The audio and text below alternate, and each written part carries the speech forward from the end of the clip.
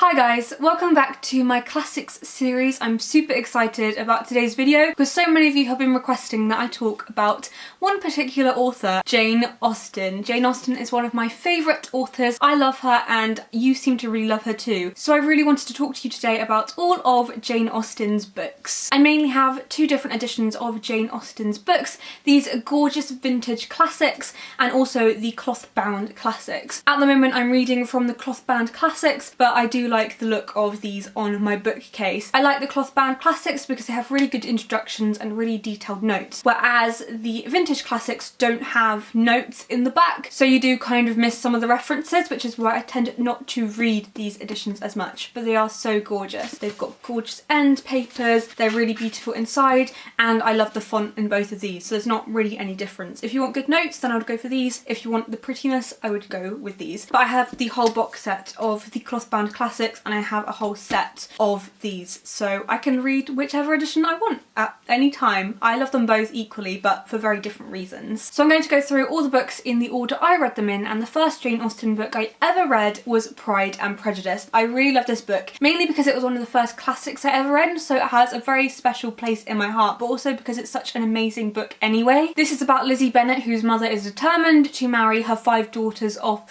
to wealthy men, and she wants it to happen soon. So at the start of the book, when Mr. Bingley comes into the neighbourhood and moves into a place called Netherfield Park, Mrs. Bennet is really excited and is determined to marry one of her daughters off to him. And Lizzie gets involved with a man called Mr. Darcy, who is rude and abrupt, and it's partly why the title is Pride and Prejudice, because Mr. Darcy is proud, he is prejudiced, and it's not even entirely about their relationship, but more about, as in many of Jane Austen's books, marrying for happiness and marrying because you want to marry that person and not just because they are wealthy, because they are attractive. Jane Austen is more about marrying practically and for happiness and for love. This is obviously very well known because it's been made into lots of different adaptations. My favourite is the BBC 1995 adaptation, which is one of the most faithful adaptations of any book I've ever seen. I don't really like the film, just not my thing, but I also really love the Lizzie Bennet Diaries, which is on YouTube, and I'll link it in the description because it's a web series and kind of a modern take on Pride and Prejudice, which I think is just amazing, really, really great. I also have this gorgeous illustrated edition. It's Pride and Prejudice illustrated by Alice Patillo, and it is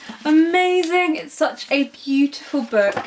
There are pictures of the characters and this page here which opens up. It is so beautiful, such a nice edition. I haven't actually read it.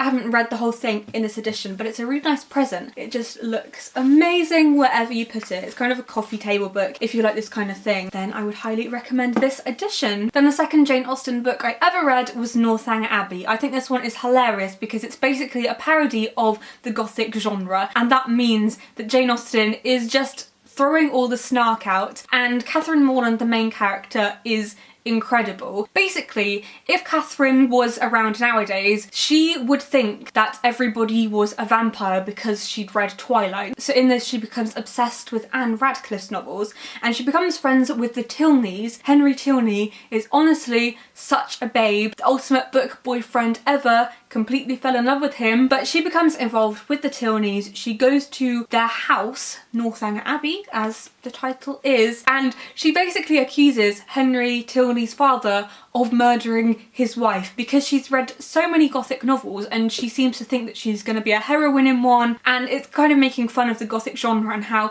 it's actually not very realistic, and Jane Austen does it really, really well. The opening line is, "No one who had ever seen Catherine Morland in her infancy would have supposed her to be born a heroine." So Jane Austen kind of sets it up as Catherine being a heroine of her own life, but actually how that's not the case, and I think that because of the parody, Jane Austen's humour comes out in a really interesting way. Pride and Prejudice I think is one of the funniest ones because of the extreme comedy of manners, but Northanger Abbey is funny in a very different way. Jane Austen is extremely humorous, extremely witty. You can't read her books without finding that out, and I love her for it. I read a lot of the Bronte novels, as you probably know, and they just aren't witty in that same way, so it's really nice to read something like Jane Austen that is. And I'm currently reading Frances Burney's Evelina, and that is also funny, but again, just not quite the same as Jane Austen. I think I really click with Jane Austen's humour and style. It's quite similar to my own, it's quite dry, and I really like it. So I would highly recommend Northanger Abbey. I don't think enough people have read it. It's one of the ones that kind of gets pushed aside because most people know Sense and Sensibility, Pride and Prejudice, Persuasion. I think those are the three most popular, and the others, I think they kind of get pushed aside a little bit. So I'd really love it if more people would read Northanger Abbey. Then the third Jane Austen book I read was Persuasion. I read this back at the end of last year, really loved it. I read it in quite a few days. Usually I take ages to read Jane Austen's books. I read Northanger Abbey over a few months, I read Mansfield Park over a few months, but this one I gobbled up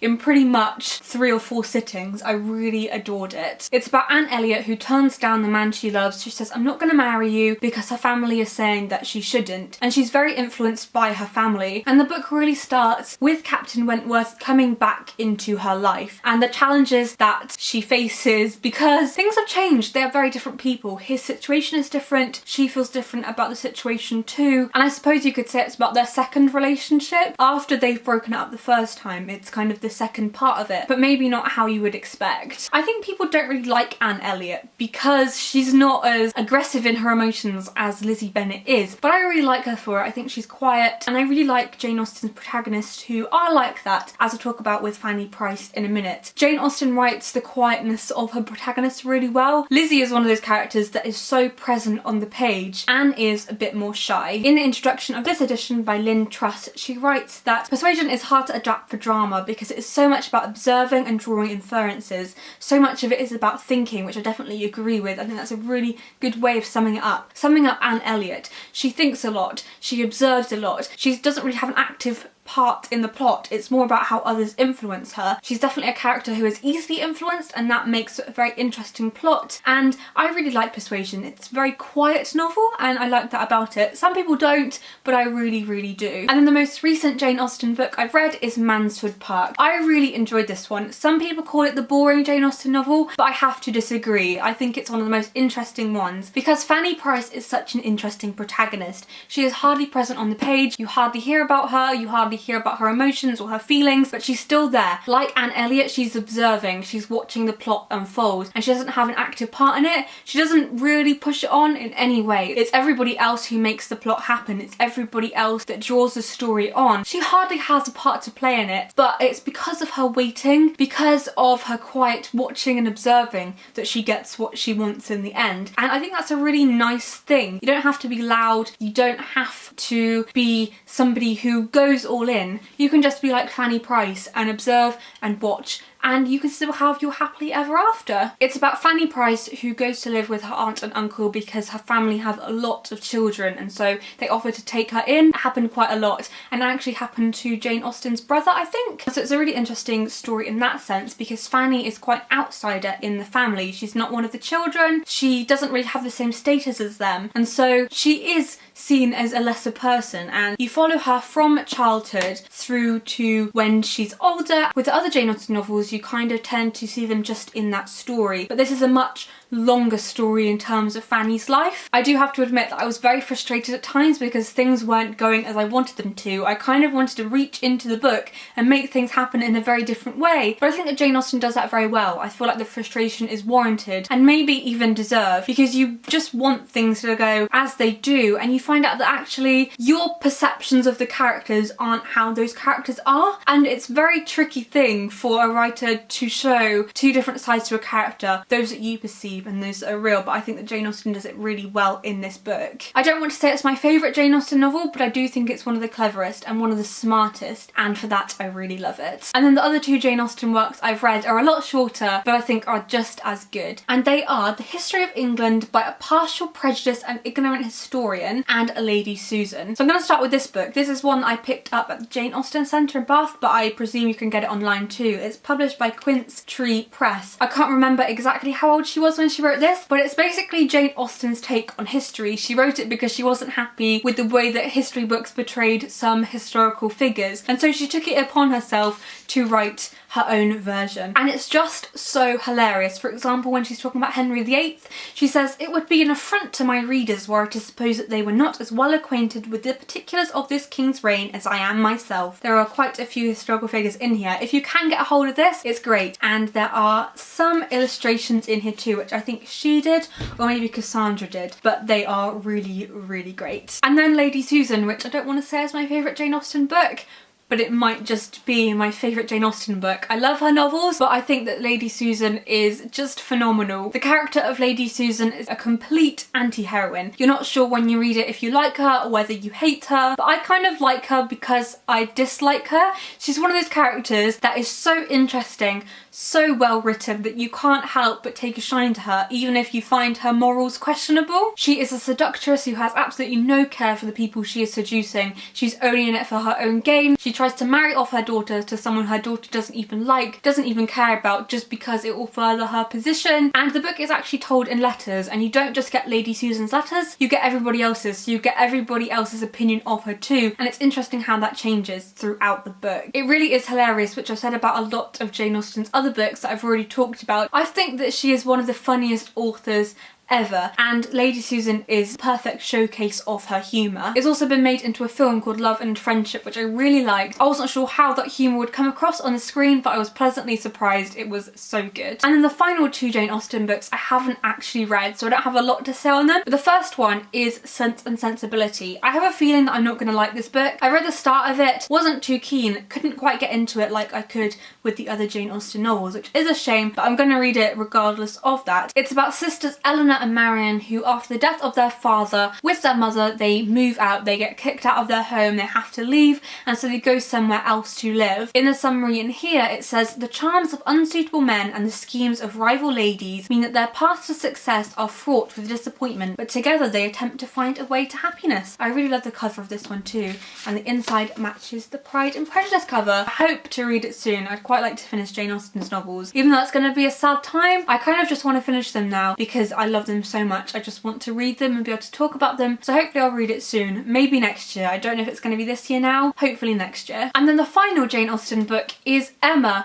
which I'm so excited to read because I hear it's about Emma, who is a matchmaker. I think she's going to be kind of similar to Lizzie Bennet. The last few Jane Austen books I've read have had very passive protagonists, but I think that Emma is going to wreak havoc, create problems, and really drive the plot forward, which I'm looking forward to reading because I haven't had that for a while now. The quotation on the back says, "Dear Papa, you cannot think that I will leave off matchmaking," and I'm so excited to meet Emma. And I've also got a book about a character in here called Mrs. Fairfax. Someone Fairfax? I'm not sure. I got that at the start of the year and it's kind of a companion novel to it. I'm hoping to read this one quite soon, if not at the end of the year, the start of next year, because I think it's going to be great. Now that I've finished Mansfield Park, I'm really excited to read this one because I was nervous about Mansfield Park's size, but because I've read it now, I feel encouraged. I feel like I can tackle the big books of Jane Austen because I like the shorter ones. I have to admit, I find them much easier to read. And Emma is quite long. It, in this edition, is about 600 pages, so I can do it. I can read it.